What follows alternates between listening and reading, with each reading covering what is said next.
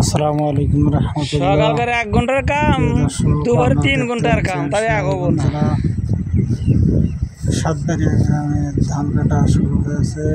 বৃষ্টির কারণে এরা ধান কাটতে বাদ রাখছিল, এখন আল্লাহর রহমতে সুবিধা হয়েছে।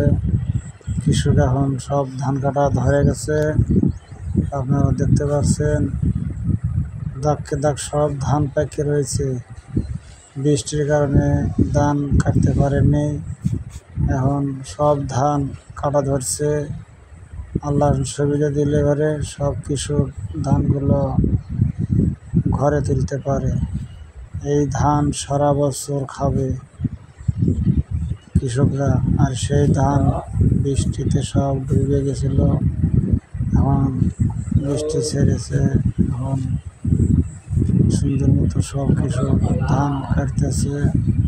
আপনারা দেখতে পাচ্ছেন অনেক সুন্দর ধান কাটতেছে।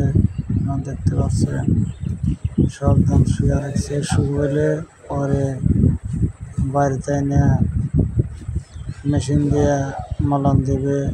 আপনারা দেখতে পাচ্ছেন অনেক সুন্দর সব ধান পেকেছে, দাগকে দাগ সব ধান পেকেছে।